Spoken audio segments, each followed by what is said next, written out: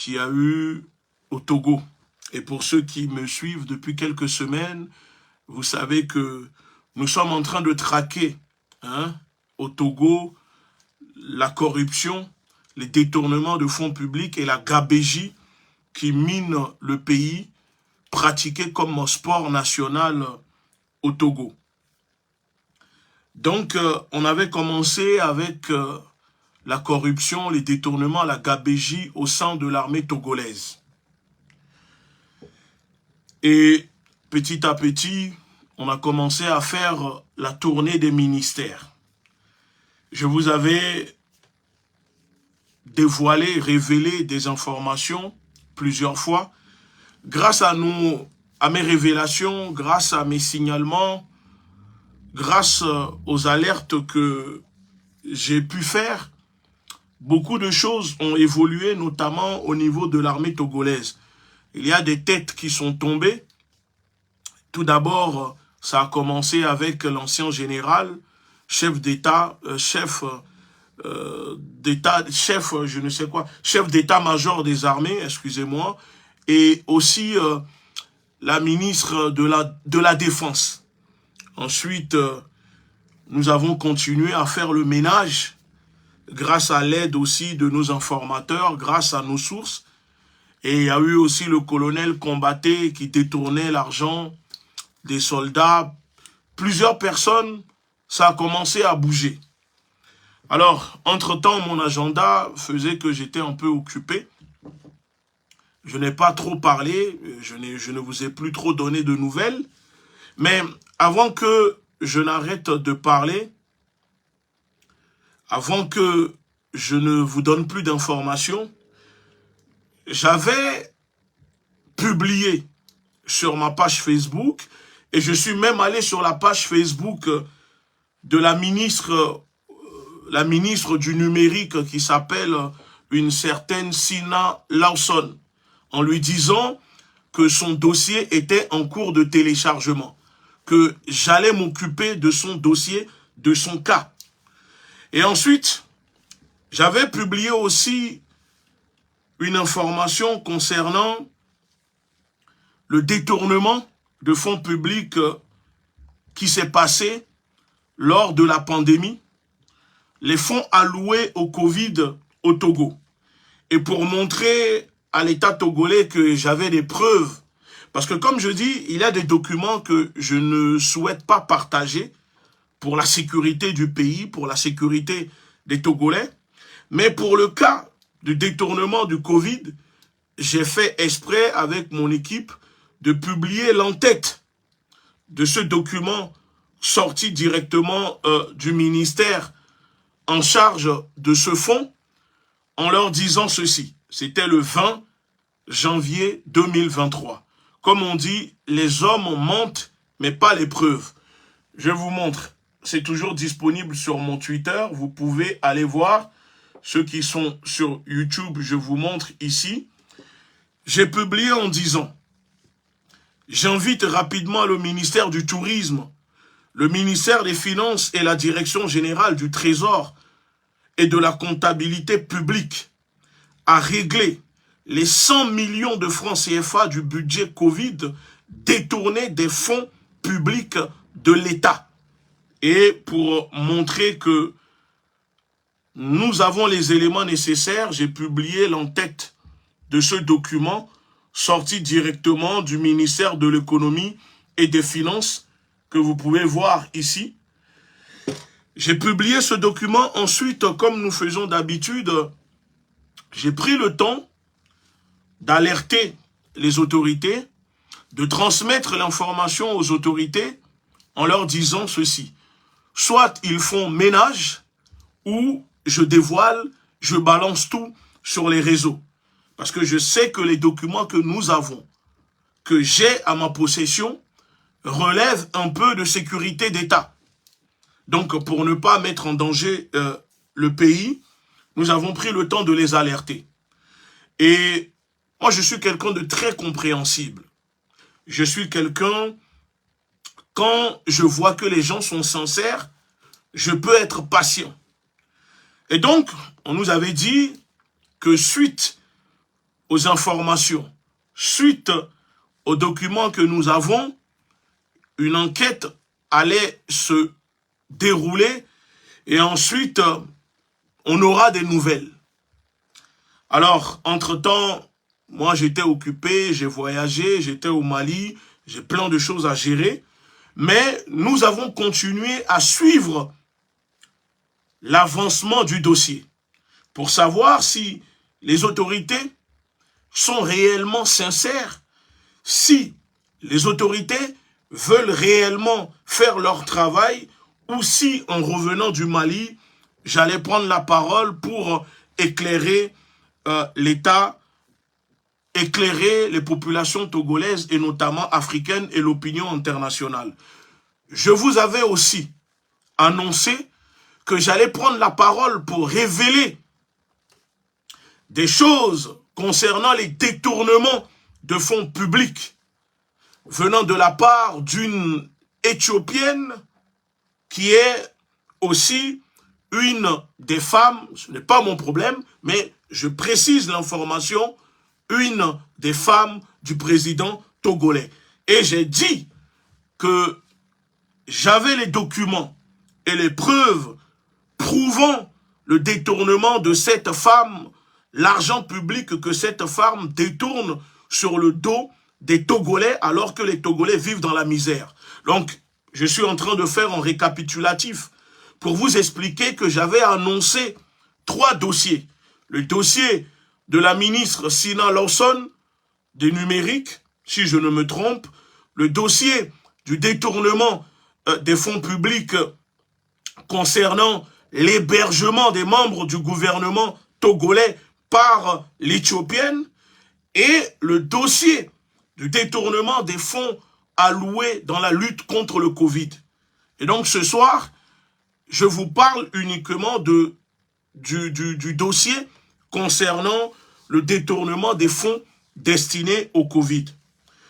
Alors, pour les Togolais qui sont en direct, vous savez de quoi je parle, vous savez de quoi je suis en train de parler.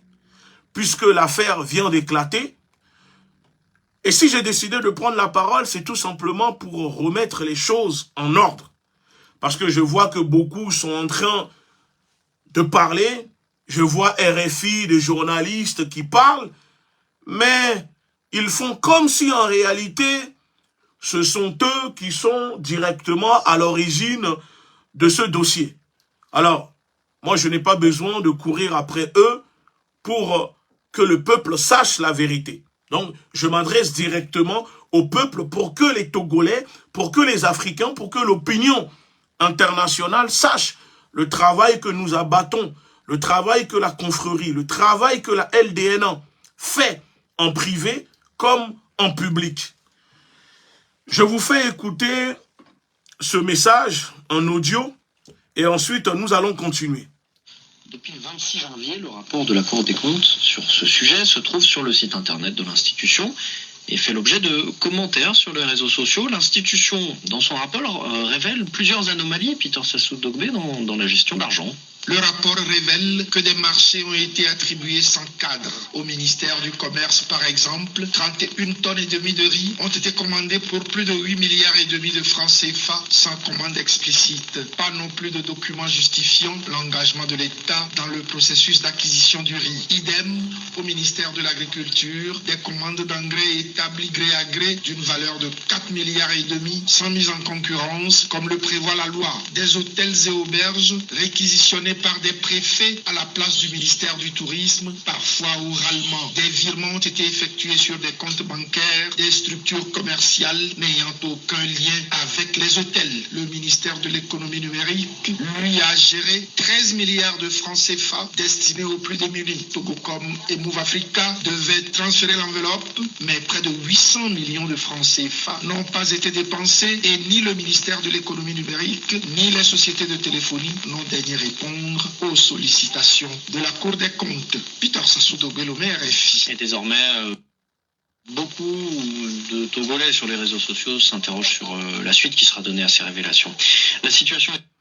Voilà, ça c'est ce que RFI, la radio propagandiste au service de la France vient de révéler. Puisque eux sont là que pour venir étouffer un peu les dossiers, le travail des autres. Comme on dit, nous n'allons pas laisser ceux qui oppriment le peuple togolais faire comme si ce sont eux qui sont à l'origine de ce scandale qui est en train d'éclabousser. Parce qu'on a trop travaillé, que ce soit publiquement et en privé pour ça. D'ailleurs, je vous avais dit que suite à mes révélations, j'ai subi plusieurs tentatives de piratage de mes appareils, de mes téléphones. C'est pour cela que j'ai dû prendre quelques précautions. Et donc, on m'avait conseillé de mettre une pause le temps que mes appareils soient nettoyés parce qu'on s'est rendu compte qu'on a voulu espionner mes téléphones, qu'on a voulu m'envoyer des logiciels espions, notamment, je ne sais pas si ça venait des services de renseignement togolais ou autres, mais on a essayé de pirater mes réseaux et les réseaux de notre organisation parce que j'avais révélé, avant que cela n'arrive, qu'une source à la présidence nous avait informé que une discussion s'est déroulée à la présidence togolaise où ça parlait de nous envoyer un logiciel espion pour pirater notre téléphone parce que les révélations que je faisais depuis des semaines commençaient vraiment à faire mal depuis des mois. Vous savez tous le travail que je suis en train d'abattre concernant le cas du Togo. Et donc, on voit que depuis quelques heures, la toile, les réseaux sociaux, notamment au Togo, les gens sont comment dire, il y a une ébullition totale sur la toile. On découvre que il y a un problème d'attribution, de marché, une attribution douteuse qui a en réalité servi à détourner des milliards, voire des millions d'euros et des millions de francs CFA selon les ministères. Alors, qu'est-ce qui s'est passé? Je vais essayer de vous expliquer un peu, d'expliquer aux Togolais, tout en préparant un peu mon dossier. Qu'est-ce qui s'est passé? Je fais un récap. Concernant le détournement de l'argent destiné au Covid, il s'avère que quand il y a eu le Covid, la période du Covid au Togo, l'État togolais avait lancé un programme, je crois, appelé Novici. Si je ne me trompe, attendez, je regarde en même temps mes documents. Je crois, oui, c'est ça, c'était un programme nommé Novici, qui était censé prendre en charge les malades du Covid, les personnes touchées par le Covid et surtout aider les populations. Et dans ce cadre, l'État ou les autorités togolaises ont fait réquisition du secteur de l'hôtellerie. Plusieurs hôteliers ont été réquisitionnés. Les hôtels, que ce soit à Lomé, au centre, au nord du pays, la région des Savanes, beaucoup d'hôtels réquisitionnés. Réquisitionnés dans le cadre de la lutte contre le Covid. Et dans le cadre de cette réquisition, l'État était censé normalement payer les hôteliers, payer les responsables d'hôtels qui ont mis à disposition les hôtels pour soi-disant les malades ou les Togolais qui sont touchés par le Covid. Alors, moi, comment j'ai été contacté? Une source au ministère de la Finance et au niveau du Trésor public nous alerte avec un simple document en nous disant « Salutations, il faut te pencher sur le cas du détournement qui se déroule au Togo. Lors de la période du Covid, il y a des millions de francs CFA évaporés des caisses. » Alors vous savez, quand on reçoit les informations, quand je reçois les informations, on prend toujours le temps de traiter, de vérifier, de croiser les informations. C'est pour cela que quand je parle, je dis toujours aux autorités togolaises, si ce que je révèle n'est pas vrai, alors j'invite les autorités à publier un communiqué ou à déposer plainte. Et souvenez-vous, j'avais révélé aussi le détournement de fonds, des primes et des salaires impayés des GDC, des gardes du corps à la primature, orchestrés par le directeur de cabinet et la comptabilité. Suite à mes révélations, quelques jours plus tard, la primature a commencé à régler les primes impayées du personnel, des ouvriers, au niveau de la primature. Et on découvre aussi que le capitaine de la primature a réquisitionné le téléphone des personnels pour les envoyer au ministère de la Sécurité pour les analyser. Et donc je disais que au lieu de lutter contre ceux qui détournent l'argent du pays, les autorités togolaises préfèrent traquer ceux qui alertent et ceux qui prennent des risques pour le dénoncer. Et donc suite à cela, on a voulu pirater mon téléphone. Mais à la fin, on a gagné.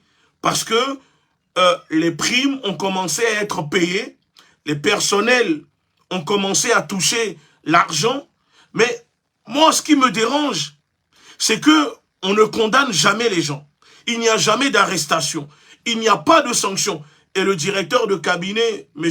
Etchiri, si je ne me trompe, est toujours directeur de cabinet de la primature, alors que les preuves sont là, suite à nos révélations, qu'il y a eu un détournement depuis le mois de juillet 2022 des primes impayées du personnel de la primature, alors que l'argent est décaissé des fonds publics de l'État. Alors, concernant le détournement de l'argent à propos du Covid, quand les personnels de l'hôtellerie alertent le ministère, je vous lis le document. Je vous lis le document. Et s'il y a des journalistes qui sont intéressés, qui veulent consulter nos documents, je vous dis, pas de souci, prenez contact avec nous et ça sera avec plaisir de vous transmettre ces preuves. Hein, les preuves sorties directement du ministère des autorités de l'État du Togo concernant le détournement de l'argent. Alors, quand les responsables des hôtels réquisitionnés pour lutter contre le Covid ont commencé à se plaindre, vous savez, il y a eu des échanges de courriers entre le ministère de l'économie et des finances, direction générale du trésor de la comptabilité publique. Les responsables de l'hôtellerie envoient une lettre en disant ceci. Nous n'avons pas touché l'argent, on n'a pas été payé concernant la réquisition des hôtels dans la lutte contre le Covid. Parce qu'aujourd'hui, nous sommes en situation très désespérée. Les hôtels ne peuvent pas être, on ne peut pas réouvrir les hôtels parce que il faut, décontaminer, il faut faire un nettoyage et tout cela avait été promis par l'État togolais pour la réhabilitation des hôtels une fois que, le Covid, la période sera terminée. Donc, quand les responsables d'hôtels alertent le ministère de l'économie, du tourisme et le trésor, ceux qui détournent l'argent, les voleurs du pays, se permettent de dire à ces personnes qu'elles peuvent oublier l'argent réclamé concernant la réquisition de leurs hôtels. Ils n'ont pas hésité, il y a certains responsables n'ont pas hésité même à menacer les responsables d'hôtels pour leur dire d'oublier et d'arrêter de parler de ça. Alors, le directeur général du ministère de l'économie et des finances alerte le ministère de la culture et du tourisme. Et ce n'est pas, je ne suis pas en train d'inventer, je ne suis pas en train de mentir, ni de diffamer, parce que j'ai les preuves devant moi. J'ai les documents ici. Je vous lis le document. Et je dis, personne n'a ces documents. Donc si des médias, des journalistes togolais ou autres sont intéressés, prenez contact avec moi et avec plaisir, je répondrai à vos questions. Monsieur le directeur, par courrier numéro, je ne dirai pas le courrier pour ne pas qu'il sache, par courrier numéro, du 7 mars 2022, le ministère de la Culture, du Tourisme nous a transmis pour paiement de 2 factures de rénovation pour un montant de 24 900 000 francs CFA en vue de leur prise en compte dans le traitement de l'indemnité de réquisition de votre auberge. Et le document du ministre dit ceci. Ces factures font suite à nos 3 autres, Ces factures font suite à 3 autres de même nature, dont un montant total de 28 162 000 francs CFA, d'accord, a été réglé pour les 14 chambres que compte votre structure après la prise en compte des pièces jugées régulières conformément aux dispositions du décret numéro du 18 juin 2020 portant la modalité d'indemnisation des hôtels et autres structures d'hébergement responsables. Au regard des problèmes des chambres introduites, je suis au regret de porter à votre connaissance que les dernières factures en instance ne pourront être réglées. Pour rappel, sur l'ensemble de la période de réquisition, soit 13 mois de cumul, ça fait à peu près, je vais vous dire, 84 millions de francs CFA a été décaissé en votre faveur.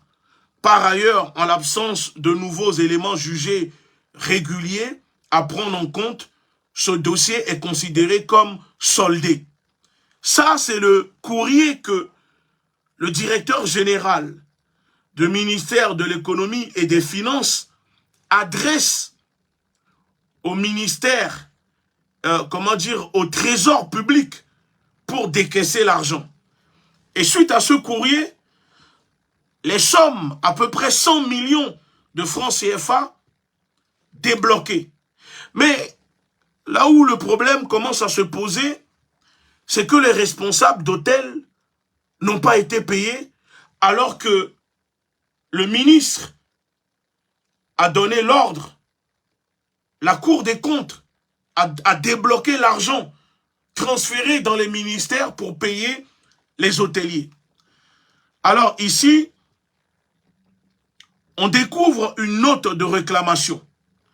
Une note de réclamation, c'est un document que j'ai, un document encore sorti du ministère. Nous venons par la présente vous remercier pour le travail que vous faites pour accompagner la vision du chef de l'État dans sa lutte pour l'éradication totale de la Covid-19 dans notre pays. Nous profitons de la même occasion pour vous apporter nos éclaircissements sur nos factures antérieures que vous jugez et qui n'ont pas été payées. En effet, les factures numéro du palais je ne vais pas, je fais exprès pour ne pas que ils découvrent, sont restés impayés.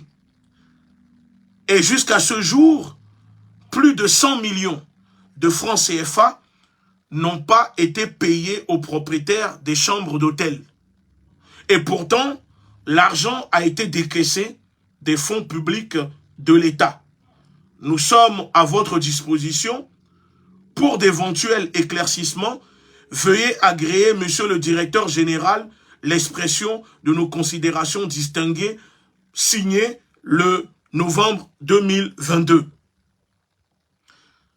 Alors, quand les responsables d'hôtel alertent encore une fois les autorités togolaises pour leur dire il y a de l'argent qui est décaissé, mais que les propriétaires des hôtels ne touchent pas l'argent destiné à payer les hôtels, ces personnes ont commencé à recevoir des menaces. On va jusqu'à menacer leur famille. Certaines personnes, carrément, ont reçu des appels, puisque au Togo, c'est une mafia qui dirige le pays. Hein? On ne peut même pas dire un État, parce que ce n'est pas un État, c'est un camp de concentration. C'est une république bananière où la corruption, le détournement, la gabégie est pratiquée comme sport national dans le pays. Alors, suite à cela, les personnes ont commencé à se plaindre pour qu'on puisse leur donner les 100 millions de francs CFA que les autorités, les ministères ont détournés. Parce que moi, je vous parle du cas de plus de 100 millions. Là, je vous parle de 100 millions seulement d'une partie des responsables des hôtels. Parce que il y a plus que 100 millions de francs CFA. Mais déjà, 100 millions de francs CFA, c'est énorme. Et donc, aujourd'hui, maintenant, on découvre, suite à nos documents que nous avons reçus, que nous avons pris le soin en privé d'alerter quelques personnes. Parce que vous savez, au Togo, il reste encore des personnes intègres, des personnes honnêtes. Ces personnes ne sont pas beaucoup. Mais il reste encore quelques personnes qu'on peut compter sur le bout des doigts. Alors nous avons pris le soin de transmettre ces documents à ces personnes pour alerter ces personnes en leur disant, voilà, nous avons mis la main sur des documents, nous avons mis la main sur un système de détournement des fonds alloués dans la lutte contre le Covid et on aimerait que vous puissiez remonter l'information, si possible, je ne sais pas, à quelqu'un qui pourra peut-être déclencher une enquête pour que les Togolais sachent la vérité, parce que c'est l'argent des Togolais que ces personnes détournent pour s'enrichir.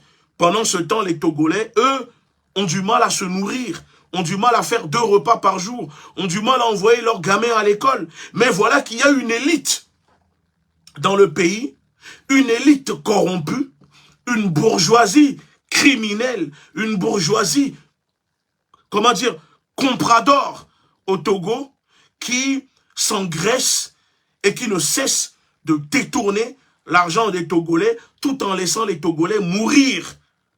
Et cela ne les touche pas. Et donc cette personne nous avait donné la parole, nous avait promis qu'il allait tout faire pour que le problème éclate, pour que les quelques personnes encore au sein de l'État togolais qui sont honnêtes, qui sont intègres, puissent recevoir l'information. Voilà pourquoi, en échange de cela, nous avons décidé de laisser nos éléments travailler, et donc pour ne pas déranger ou créer la zizanie, parce qu'on ne voulait pas, comment dire, si je n'ai pas pris la parole publiquement, directement, c'est tout simplement pour éviter que les voleurs, ceux qui détournent l'argent des Togolais, ne puissent faire disparaître les preuves, les documents, etc. parce qu'il y avait une enquête qui était lancée. Et donc, je découvre, nos éléments nous informent que voilà, que ça a éclaté, et que les médias commencent à en parler, et donc les Togolais découvrent que l'argent alloué dans la lutte contre le Covid a été détourné, comme d'habitude. Et on apprend que, par exemple, ceux qui ont détourné l'argent ont fait des factures. Ce sont des factures falsifiées, où on apprend qu'ils ont acheté pour 35 millions de francs CFA des haricots pour nourrir les gens. On découvre par exemple que un marché a été conclu par le ministère en charge de la Santé pour l'acquisition de 6 caméras thermiques. Leur installation, leur mise en service et leur accessoire pour un montant de 75 millions de francs CFA. Ça veut dire pour des caméras thermiques. 75 millions de francs CFA pour des caméras thermiques. Des caméras thermiques qu'on achète sur Amazon pour même pas, qui ne coûtent même pas 500 €. Eux, ils les ont achetés pour 75 millions de francs CFA. De plus, la vérification de l'existence physique des caméras acquises et de leur fonctionnement aboutit au résultat suivant. Sur les 6 caméras, soi-disant qu'ils ont acheté pour 75 millions de francs CFA, 5 ont été livrés à l'aéroport international Gnassingbé et Adema, n'ayant pas reçu de caméra. Ça veut dire que 5 caméras sont livrées, mais l'aéroport international Gnassingbé n'a jamais reçu les caméras. Soi-disant des caméras thermiques qui allaient être installées dans la lutte contre le Covid. On livre des caméras, mais les personnes à qui on doit livrer les caméras ne reçoivent pas les caméras. Vous voyez ou pas? Au Togo, rien n'est impossible. Ce sont des magiciens. Tout est possible au Togo. Et on découvre que la Cour des comptes constate qu'une caméra manque, mais le marché a été totalement payé pour 6 caméras, créant ainsi un préjudice financier de 125 millions de francs CFA à l'État. Sur les 5 caméras livrées, 4 ont été installées dehors de celles de Saint-Cassé. Mais c'est quand même incroyable. Moi, je ne suis pas étonné par cette technique, cette façon de détourner l'argent. Parce que souvenez-vous, dans le cadre du dossier de la primature que j'ai révélé, c'était le même procédé que utilisait le directeur de cabinet pour détourner les primes, l'argent du personnel de la primature. Exemple, quand les personnels, les gardes du corps de la primature font des voyages, il y a des primes de risque, des primes de déplacement. Et les documents que nous avons reçus dans le cadre de la primature, on découvre par exemple que la Cour des comptes, le Trésor, débloquait par exemple 5 jours de primes pour les gardes du corps que le directeur et la comptabilité sont censés verser au personnel, mais sur les 5 jours de primes décaissées dans les fonds de l'État, le directeur de cabinet reversait seulement 3 jours de primes au personnel. Ça veut dire qu'il y avait quasiment pour chaque élément de la primature 2 jours de primes sucrées détournées directement qui rentraient dans les poches du directeur de cabinet et magouillées dont les dossiers étaient falsifiés grâce à l'aide de la comptable, de la comptabilité. Et c'est ce que j'avais révélé. Et on découvre que c'est la même chose qui se passe ici. On surfacture et ensuite on détourne l'argent. Alors, aujourd'hui, le scandale a éclaté. Les Togolais découvrent, les Togolais découvrent que dans leur pays, le détournement, la gabégie est devenue un sport national. Moi, j'aimerais juste dire une chose. Je suis très content de ce qui est en train de se passer parce que j'ai pris des jours, des nuits, je ne dormais pas pour rassembler j'étais obligé de trier les documents, de lire chaque document que j'ai reçu prouvant ce système de détournement, de corruption concernant les fonds alloués dans la lutte contre le Covid.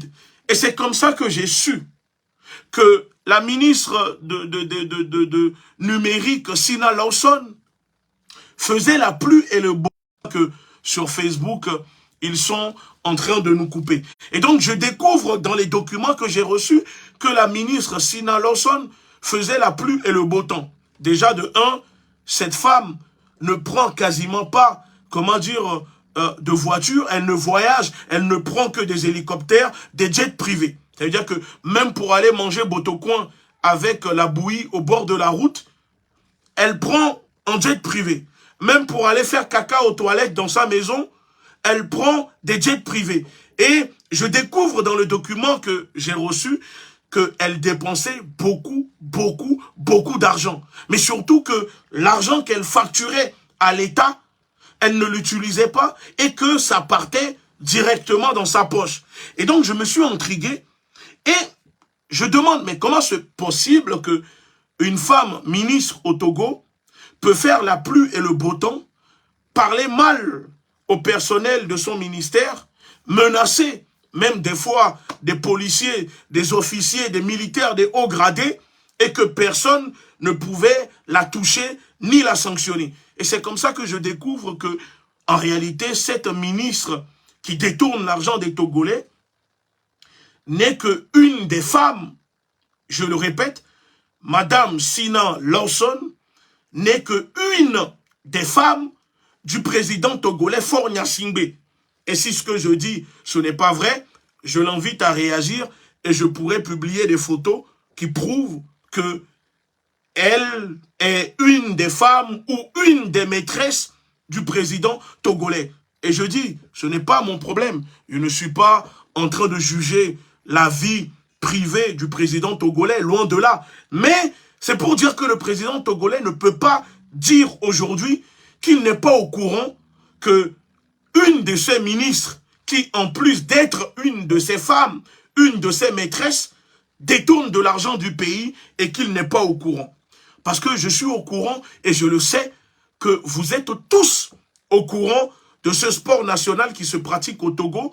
Mais puisque en réalité, le Togo, chacun, prend l'argent, chacun vole l'argent des Togolais. Il y a plusieurs clans comme ça qui dirigent le pays. Chacun prend ce qu'il a à prendre et il y a des guéguerres entre vous. C'est pour cela que le président, le chef de l'État au Togo, ne dit rien et laisse de tels comportements, de tels actes se dérouler dans le pays. Et aujourd'hui, ça a gangréné un peu partout le pays. Pire encore, j'apprends que cette femme qui est ministre au Togo, Madame Sina Lawson, l'argent alloué dans la lutte contre le Covid, détourné, allait directement dans les comptes bancaires qu'elle possède en France et aussi aux États-Unis. Mais, vous savez, moi je ne suis pas procureur financier. Je ne peux pas lancer, une procédure en France pour récupérer l'argent des Togolais, ni aux États-Unis. Mais suite à cela, suite aux documents que nous avons, aux informations que nous avons reçues, j'ai pris le soin de demander à nos avocats d'étudier la possibilité de savoir si on peut, avec notre organisation, déposer plainte, saisir la justice ici en Europe, parce que on ne peut pas saisir la justice au Togo, ni la justice de la CEDEAO. Nous savons pourquoi. Donc j'ai demandé, puisque depuis que nous avons, vous savez que notre organisation a été dissoute en France, mais on a quand même réussi à transférer les choses vers Bruxelles. Et dans le statut de notre organisation, nous luttons contre la corruption sur le continent africain. Donc j'ai demandé aux avocats de voir s'il y a possibilité de déposer plainte. Et comme ça, quand ces ministres, puisque ce sont des gens qui aiment voyager en Europe, qui aiment venir en France, en Belgique, etc., pour faire leur shopping, pour savoir si c'est possible, quand ils seront là, de les convoquer devant la justice ici et les faire condamner. Donc, je vous annonce que nos avocats sont sur le coup en ce moment et que on étudie la possibilité, si on a les moyens, nous allons le faire. Et donc, cette ministre, quand je suis allé commenter sa page pour lui dire, votre dossier est en téléchargement, mais ce n'était pas la rigolade. Aujourd'hui, maintenant, elle doit comprendre pourquoi je suis venu lui dire sur sa page que son dossier était en cours de téléchargement. Parce que il y a tellement de détournements. Vous savez que depuis que j'ai décidé de mettre la lumière sur le cas du Togo, je vois des choses, mais je suis estomaqué. Je suis sidéré. Je ne pensais pas que dans un État où on nous dit qu'il y a un président, qu'il y a des autorités, je ne savais pas que autant de corruption, autant de détournement, autant de gabégie était possible dans un pays. Et là, nous sommes en train de parler de détournement concernant les fonds alloués au Covid. Mais prochainement, je vais vous parler des détournements qui se passent aussi au niveau du ministère de la Sécurité au Togo. Le ministère de la Sécurité au Togo.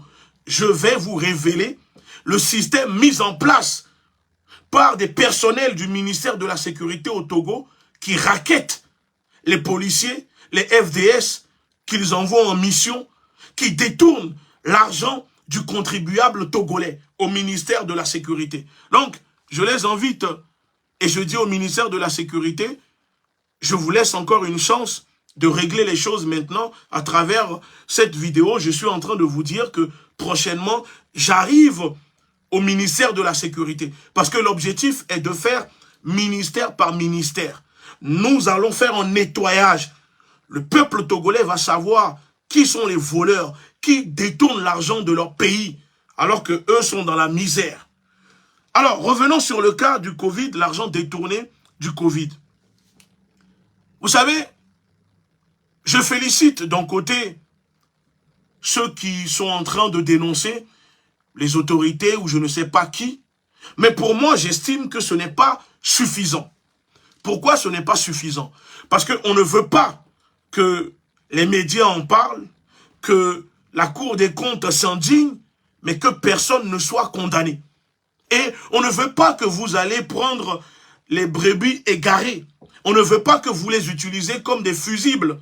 On veut la tête des ministres qui sont responsables de cette corruption, de ce détournement de l'argent public au Togo. Et notamment la ministre Sina Lawson, le ministre du Tourisme, le ministre de la Finance et les responsables du Trésor au Togo. Il faut que des personnes soient arrêtées, jugées et sanctionnées. Parce que pour moi, c'est trop facile.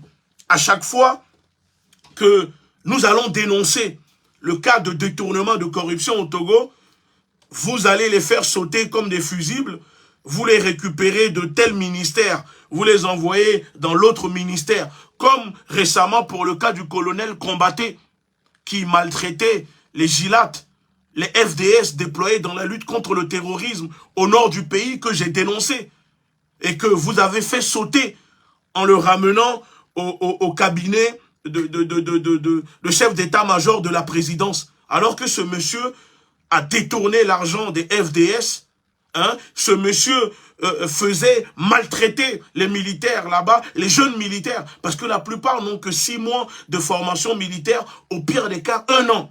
Et on les envoie comme des lapins se faire tuer au nord. Pendant ce temps, vous envoyez vos cousins, vos frères en mission au Mali via l'ONU en utilisant le statut de l'armée béninoise.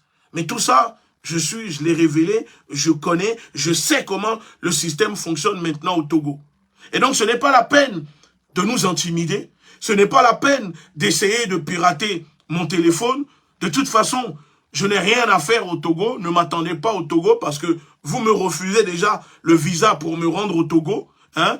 Je suis sur la fiche rouge des renseignements togolais qui coopèrent avec les renseignements français parce que je suis au courant que les renseignements français transmettent des informations sur moi aux renseignements togolais. Et ça, je trouve que c'est vraiment inadmissible. Mais ce n'est pas un souci. Moi, je n'ai rien à me reprocher. Vous pouvez fouiller parce que j'apprends que les renseignements togolais, les autorités togolaises cherchent à savoir qui me finance. Non, rassurez-vous, aucun Togolais ne me finance. Je ne travaille pour aucun politicien, aucun parti politique au Togo. De toute façon, vous voyez que je les dénonce. Donc, ce n'est pas la peine de chercher à savoir qui me finance. Personne ne me finance. Et de plus, puisque je sais que c'est vrai, je vais profiter pour raconter une petite histoire aux gens qui m'écoutent. Quand je suis rentré de Mali, il y a 2 jours, j'arrive à Charles de Gaulle.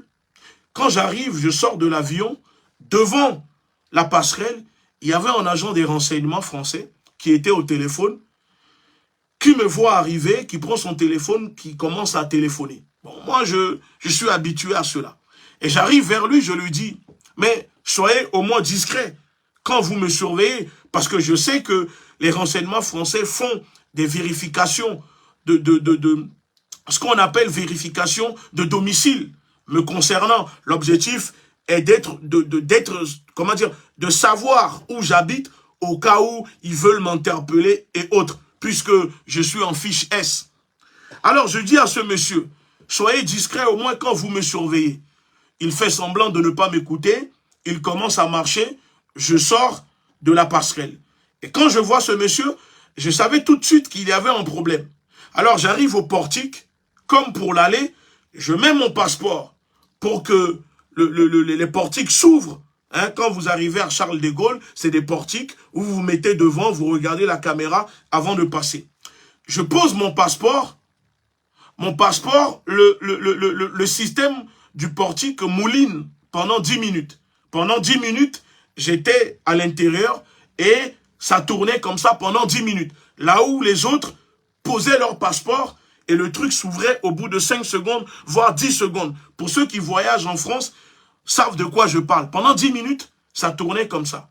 Et quand maintenant ça s'ouvre, je passe, je vois le policier qui est dans le sas, qui ouvre ma fiche, hein, vous savez, les renseignements, on a une fiche au niveau des renseignements français.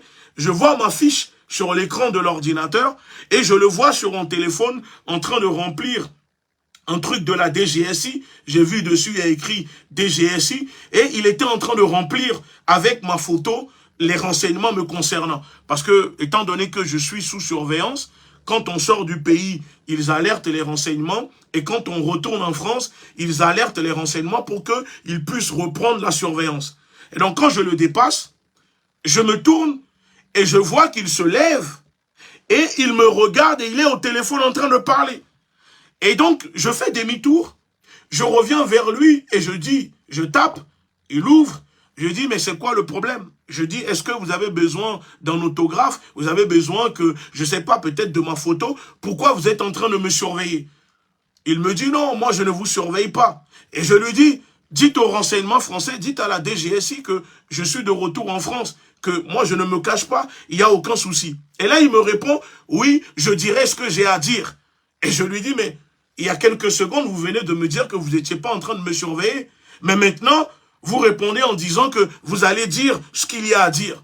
Bref, je lui dis bonne journée et je quitte là-bas.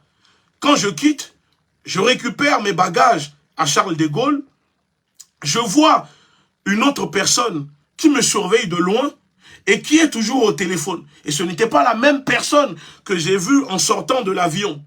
Une autre personne qui me surveille. Je prends mes valises, j'arrive pour sortir de l'aéroport parce qu'on est venu me récupérer. Et bizarrement, je m'attendais soit c'était la police qui allait m'interpeller ou je savais qu'il allait se passer quelque chose. Il y a les gens de la douane qui me stoppent alors qu'on était plusieurs. Le monsieur vient directement sur moi. Il me dit, contrôle, c'est la douane. Mettez-vous sur le côté. Je me mets sur le côté. Et la première des choses qu'il me sort, c'est, est-ce que vous avez de l'argent? Vous avez de l'argent sur vous dépassant les 10 000 euros. Et je réfléchis dans ma tête, j'ai dit, mais pourquoi il me pose la question si je transporte de l'argent dépassant les 10 000 euros? Et tout de suite, j'ai compris dans ma tête pourquoi. Et vous allez comprendre.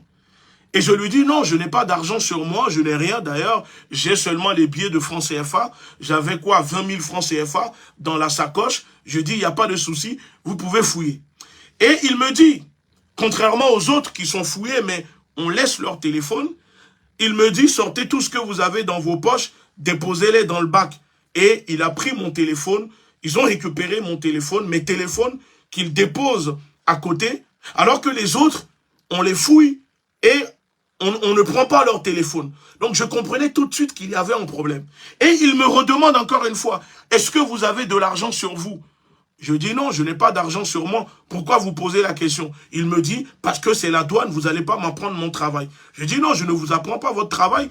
Mais c'est quand même bizarre que depuis que je suis sorti de l'avion, il y a des choses bizarres qui se passent. Et là, la douane m'interpelle et me demande si j'ai de l'argent sur moi. Bref, ça fouille mes affaires, ça fouille mes valises, ça ne trouve rien. Ils vont jusqu'à rentrer dans mon portefeuille, sortir mes cartes de visite que j'ai, et je constate qu'en réalité, ils étaient en train d'aspirer mes données. Ça veut dire qu'ils sortent mes cartes de visite et ils commencent à lire chaque carte de visite, les noms sur les cartes, etc. Il lit. Et arrivé un moment, il tombe sur une carte de visite de diplomate, de personnel, de diplomate russe. Et je vois, il lève la tête, il me regarde, il sourit. Moi, je dis, c'est quoi le souci? Il me dit, non, il n'y a rien. Il continue, il tombe sur une carte où il voit, j'ai une carte pareille d'un diplomate de la République du Nord, la Corée du Nord. Il me regarde, il sourit. Et ensuite, il voit mes autres cartes concernant les gens du Venezuela, etc. Et je vois qu'il prend le temps de bien lire la totalité de mes cartes. Et là, je commence à m'énerver. Je lui dis, mais c'est quand même bizarre que la douane fouille mes affaires, sort mes cartes de visite et se permet d'aspirer mes données. Et il me dit, c'est comme ça, c'est notre travail.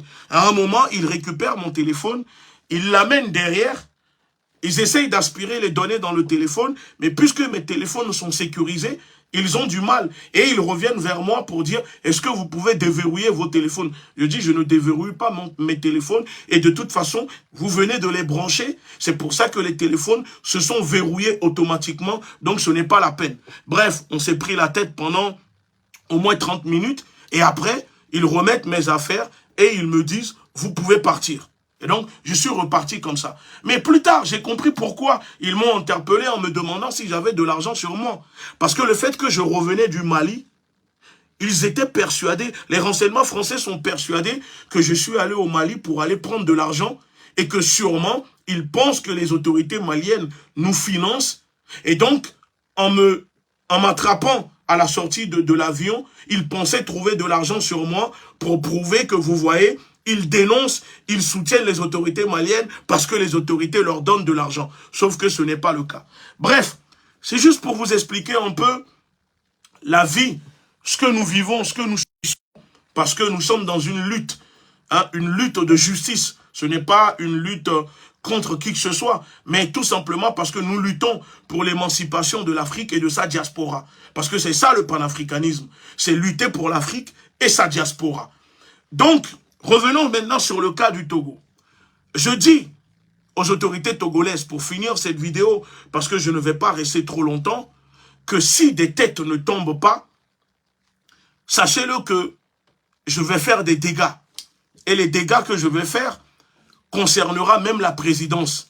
Parce que nous sommes au courant des choses qui se passent aussi à la présidence, des détournements, de ce qui se passe, les menaces que certaines personnes reçoivent à la présidence. Certaines personnes travaillant à la présidence subissent des choses que je ne peux même pas, que vous n'imaginez même pas. Je dis que si les autorités togolaises n'arrêtent pas les ministres corrompus qui ont volé, qui ont détourné l'argent des Togolais, et que s'ils ne sont pas condamnés, alors sachez-le que vous-même, le président togolais, vous allez prendre la poudre d'escampette au Togo. Parce que ce qui va se passer, vous n'allez pas l'assumer. Donc, on veut la justice. Les Togolais veulent la justice. Parce qu'au Togo, quand ce sont les pauvres qui volent 100 francs CFA, les Togolais n'hésitent pas à les brûler sur la place publique. On les attrape parce qu'ils ont volé 100 francs CFA, on met de l'essence en pneu, on met le feu, on les brûle pour 100 francs CFA. Alors comment c'est possible que vous, ceux qui sont censés diriger le pays, vous, censés donner l'exemple, l'exemplarité, vous pouvez détourner des milliards de francs CFA, des millions de francs CFA, et la justice ne vous condamne pas, et le peuple ne vous lynche pas. Mais quel message vous envoyez au peuple togolais? Ça veut dire que eux, vous pouvez les martyriser, vous les jetez en prison parce qu'ils ont volé un mouton, parce qu'ils ont volé 10 000 francs CFA. Mais quand c'est vos femmes, quand c'est vos maîtresses, Quand c'est vos amis, quand c'est vos cousins qui détournent, vous ne les mettez pas en prison. Non, ce n'est pas normal. La justice, c'est pour tout le monde. L'égalité, c'est pour tout le monde. Ce qui est valable pour les gens doit l'être pour les autres. Si ce n'est pas le cas, alors il ne faut pas enfermer des gens parce que les gens ont volé 10 000 francs CFA, des moutons, des poules, alors que vous laissez des gens qui volent des millions d'euros, des milliards de francs CFA à travers le pays. Donc nous invitons les autorités togolaises à bien faire leur travail. Et je dis, la prochaine révélation que je vais faire concerne le ministère de la Sécurité. Et une des maîtresses du président togolais qui détourne l'argent de l'État, qui détourne l'argent de l'hébergement des membres du gouvernement. C'est le même système, le même procédé utilisé dans le détournement de l'argent alloué au Covid, utilisé pour détourner encore l'argent dans les autres ministères. Et vous allez comprendre qu'en réalité, tout est lié, que c'est un système mafieux au Togo qui pompe, qui vole l'argent des Togolais pour ensuite les envoyer à l'étranger. Sur ce, moi je suis content, on a fait notre travail, mon travail s'arrête ici. Maintenant aux journalistes, à la justice, aux Togolais de continuer le reste. On a d'autres dossiers à gérer, d'autres révélations qui arrivent et je vous dis, ensemble tout est possible, la lutte continue. Armons-nous idéologiquement, la révolution est en marche. C'était votre camarade, bonne soirée, à très bientôt. Merci, Akpekaka, ciao.